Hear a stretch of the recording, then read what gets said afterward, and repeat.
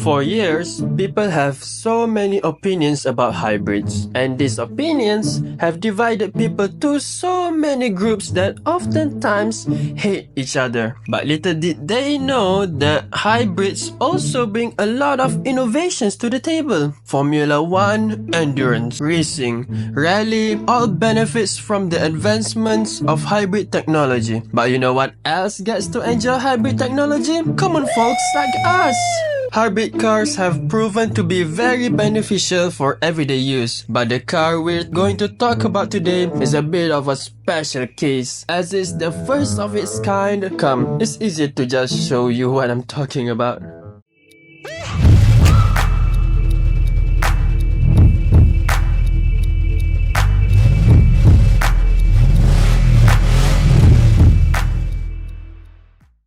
Hey there, welcome back to X-Tier. And today, Harry isn't here because he's at work and his boss isn't letting him go. So I'm just by myself. I am Aniq, and today we're gonna be reviewing the brand new Nissan Kicks, but with a twist, the e-Power. Okay, so here it is, the new Nissan Kicks e-Power. So what you're gonna see, as per usual, we're gonna be reviewing how it looks from the outside at first. And here, it's got that really confident mini SUV kind of look, with how the grille looks and how it looks so bulbous. If you see here from the side, it looks really bulbous, really fat, so but in a cute way. Since it's really small for an SUV. It's a mini SUV for God's sake. Okay, and here the lights are okay. It looks aggressive. It looks the way how you expect a SUV would look. Also the grille here, I would say it looks decent, because it's kind of weird seeing the grill like this, where it's just all, this, you have this really indents on the bars. So I don't know, I know some car brands done that, but not in this kind of way. I like some, if I'm not mistaken, Mercedes have some irregular shapes on their grill.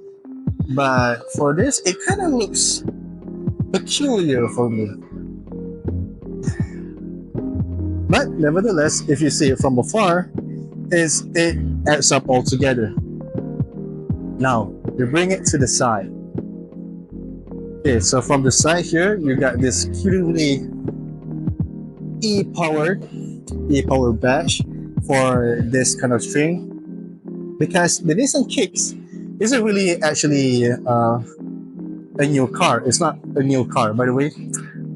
I got this microphone working. I bought this microphone for quite some time, but Mahari and I couldn't figure out how to get it work. So the Nissan Kicks isn't really a new car. It's been a while. It's been around for a couple of years, but the e-Power, the technically EV, all at the same time hybrid, has only been around for 2 years, but it's finally here in Malaysia. As you can see here you get this nice 17-inch wheels. So now the wheel doesn't have such a wow factor to it. It looks pretty normal for a daily commute. Doesn't look that fancy, but doesn't look ugly at all. It's okay. It's an okay looking wheel. Now, if you check out this side profile here, bring it out to the side. From this side, you can see the body language going up, really stiff, really flat on top, and then going back, the signature SUV kind of look. So it accomplishes that kind of body language.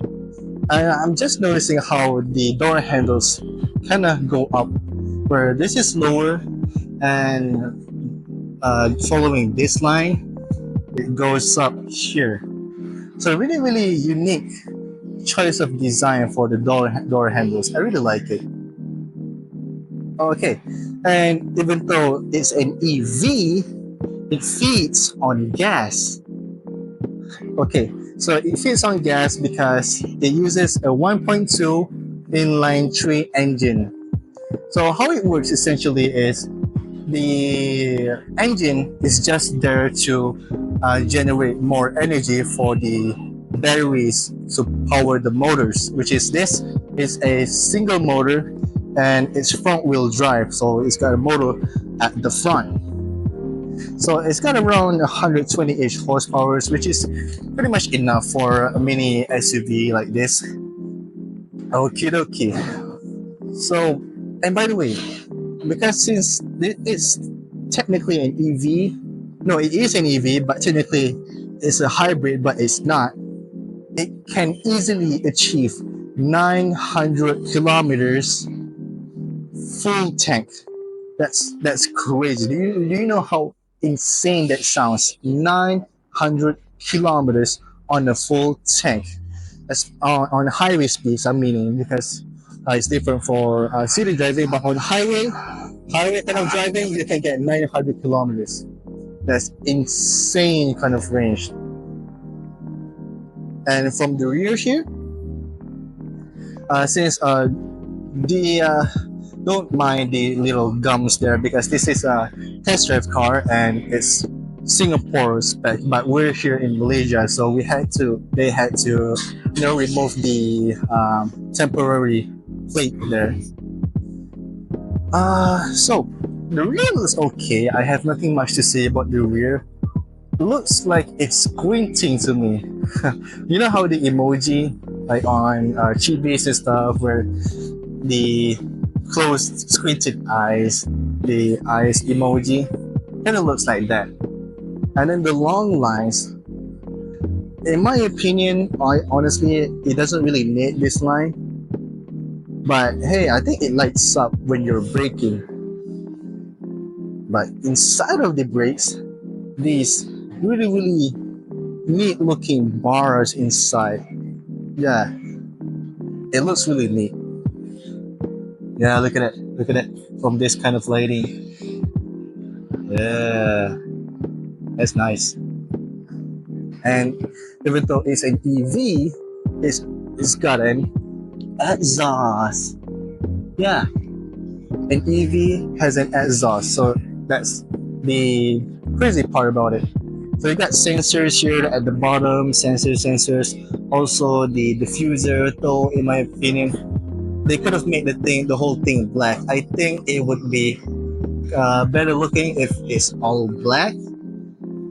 It's kind of awkward just sitting there white all by itself. Yeah. So let's check out the inside. Oh, not hard enough. Okie dokie.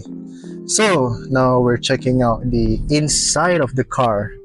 So from the inside of the car, based on the driver's seat, it's really, really roomy. Here you can see I have quite the headspace on top of me since I'm already 190 centimeters tall at least. And this is plenty of headspace. Okay, for the first thing I see is the steering wheel. Steering is okay. It's got stitchings. The arrangement of the buttons are easy to reach, easy to access. Basically, your simple steering wheel is gonna up, down, left, right buttons, your volume buttons, your skip buttons, also your cruise control buttons, the essential stuff for a modern car. And then you have this, your gauge cluster.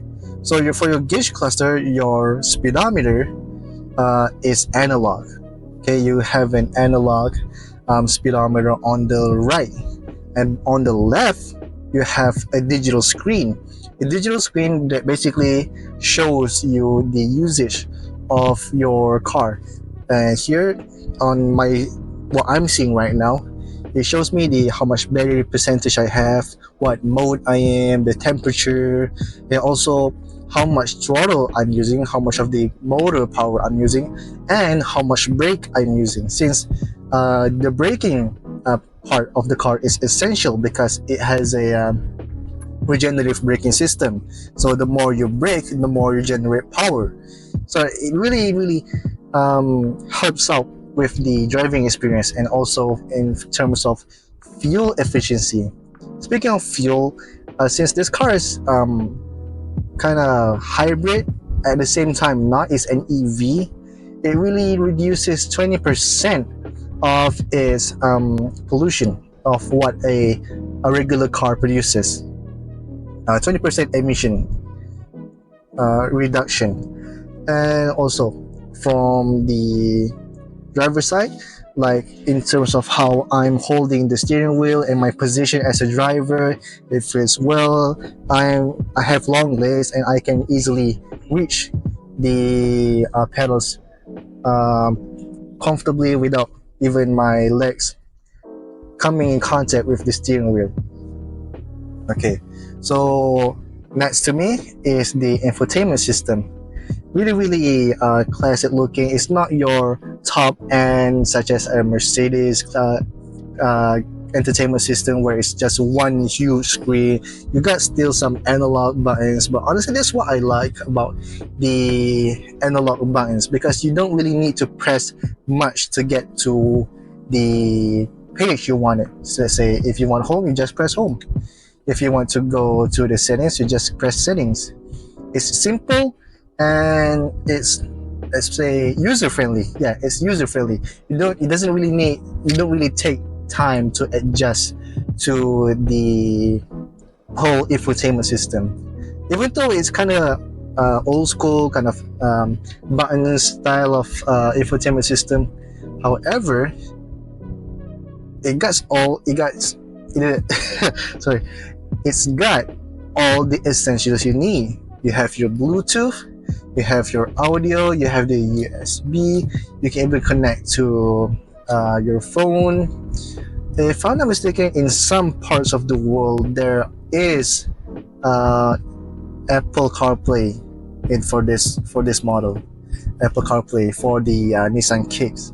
But for since this is the car I'm in is a Singapore spec car, I'm in Malaysia, so I'm not really sure how the Malaysia spec is gonna come here. So there are some parts that are missing from the car. Let's say here, you see all these lines they're covering up here, because since this is the Singapore spec, it comes with LED this kind of covering. Okay, but for Malaysian spec it's different, so that's why they don't want to get you confused, they cover it up. And for the handrest here, the handrest on my left is very comfortable. It's not hard, but at the same time it's not soft, but by how you position your hand, it's really comfortable. But however, since this is an EV, it has a fan that needs to cool the motors or the batteries, if I'm mistaken, either two. So it needs a fan, so it sacrifices storage space inside here, the handrest.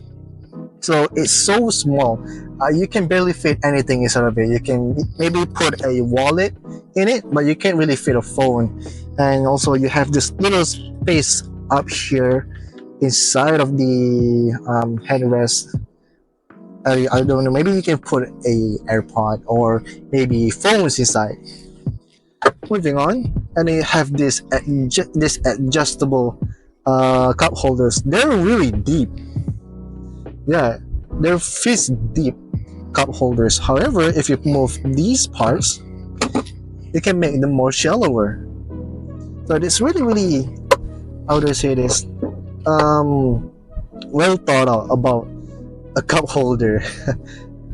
And here you have the gear selector, the usual EV style gear selector that probably a lot of people aren't really used to it yet, especially here in Malaysia. Not a lot of people use EV, so this might be new to some people, but I have a fair share of driving EV. Before this, I drove the BYD seal. So it's somewhat similar, but somewhat not. And you have the drive mode. Let's see, for the drive modes, you have the sports mode, you have eco mode, and you have the regular mode. What else? Here, uh, ooh, in front of the gear selector, you have more storage here. You can very much fit a phone in there. You can stack phones. You can stack up. I can say you can stack up to 4 or 5 phones, depending on how thick the phone cover is. You can put quite a lot of phones in there. And then you have the air conditioners, 1, 2, 3, 4. You don't have any air conditioners at the back, but since this is an EV, there's not really much heat going on. So it gets cold quite quickly here, and it gets really, really cold. So with that done, oh yeah, the rear seats. The rear seats, I thought it would be uncomfortable, but actually it is. However, what requires me to be comfortable is that the driver, if I'm sitting behind the driver, needs to be a short person because if I bring it all the way to the back, like how I am right now, I'm driving, I get my seat all the way to the back. There's not much space in there, so I gotta bring it to the front as far as possible. Then I get the most comfortable amount of leg room. But in terms of headroom, yeah, tons of space. So let's get to driving. Okay, so we're currently on the road, test driving this car. Keep in mind this is the Singapore spec, and I don't think it differs in what spec region you're really in, because I think the most difference in terms of what kind of region spec is the what color you can get it in, and also mostly the interior stuff. Not it really even affects in terms of performance. Okay, so I'm on the road right now. It's raining, and we're cruising at normal speeds. We're going around tight roads just around the mall. Okay, so in terms of the response, since this is an EV, as you can tell, an EV instant throttle response. It's got really high torque and suitable for an EV. And here, I mentioned earlier, is a EV slash kinda hybrid. It's not really a hybrid, but it's got an engine. So the engine does turn on occasionally to give power to the battery, so the battery can power the motor. But even when the engine turns on, you don't really hear it because the noise insulation inside of the cabin is really nice. Okay, we get some occasional noises when you hit bumps or maybe potholes, but when you're going through a let's say nice road, you don't really get much road noise. It's not that noisy as my Honda Civic. That's a really noisy car. I need to get that thing fixed. Anyways, so in terms of the handling, since this is a front-wheel drive car that uses a motor instead of an engine, it handles really well. It takes turns. This is okay, as you can see. I'm gonna take the next turn. I'm gonna put some more power to it, just to see how the car behaves during taking really sharp turns. Okay, there's a car.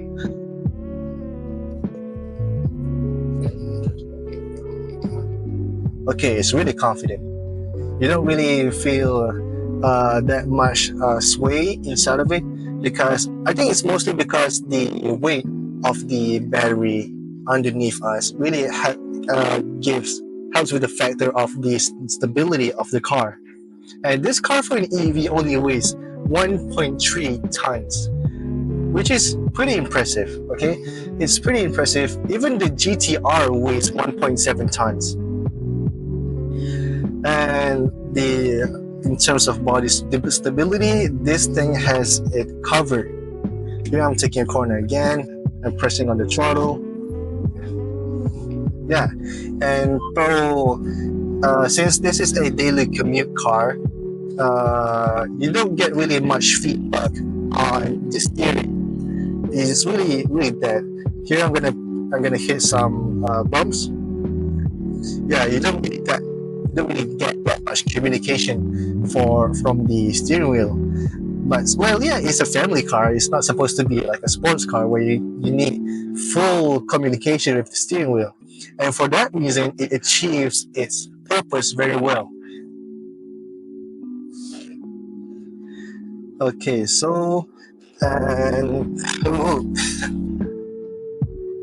so what I'm seeing right now is there's this animation playing in front of me where it shows the when the battery is powering the motor, and also when the engine is powering the battery.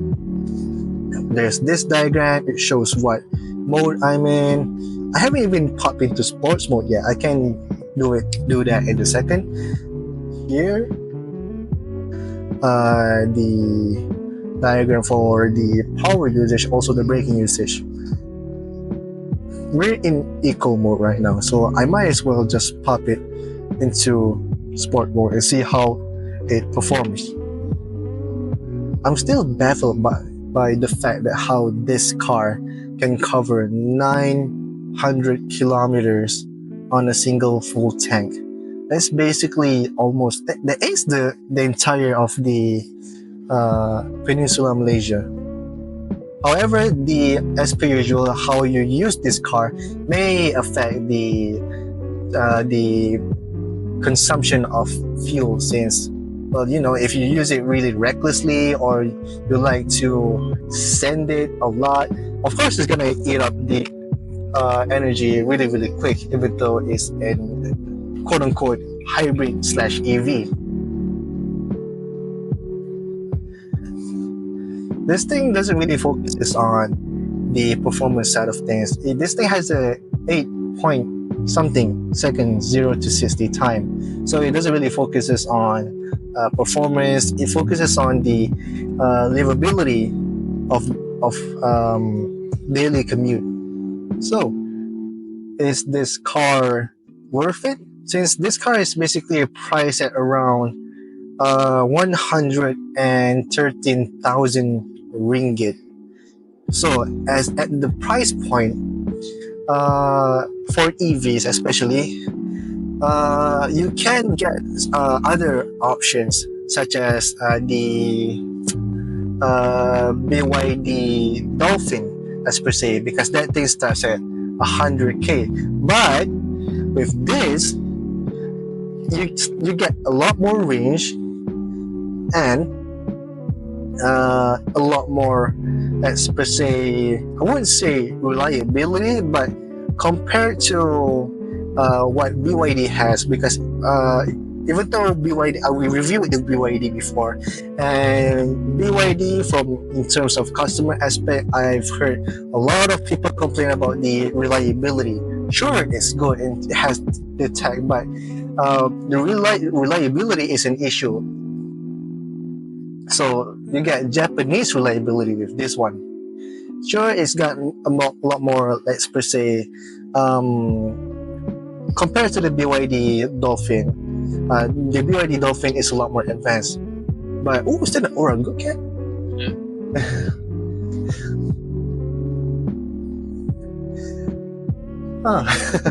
First time seeing it. Okay, anyways, I'd say it depends on what you're going for. If you're going for a lot more cheaper car, because the BYD Dolphin starts at 100. But there's the downside of you're gonna having tons of reliability issues. But this is a lot more simple. It's a lot more practical, easy to use. You don't really need much time adjusting to it because it's basically a traditional car. It's just EV. So, and plus the range, the highlight of this thing, I say for myself, is the range. 900 kilometers. I'm still baffled by that fact. So, from a rating for what this car is, a family SUV, I would say it's a solid. It's an EV. It's an EV family SUV, hybrid sort of, which is the first in the world, if I'm not mistaken. I don't think there's any car like this where the usage of the engine is applied here. Hold on, I got a phone call. I don't know who that is. So I'll give it a rating, a solid maybe 7.5 out of 10, because it's not perfect. Yes, it's not perfect, but for what it is, it does its job very well. Pretty solid car. Look, I know this car may look insignificant. Oh, it's just a hybrid with an identity crisis. But imagine though, this kind of technology being put into performance vehicles. This is huge. So far, this tech is still in its early stages, but given time, let them cook. Next thing you know, you have a Lambo that runs on electric motors, but still has the heartbeat of the V12. But you can run for 1,000 kilometers on a full tank. Think about the possibilities that can come from this. Also, quick plug, pick this, my sweet exterior cap for those who want to look slick in exterior fit. Alright fellas, as per usual, like, comment and subscribe. And I'll see you all in the next video.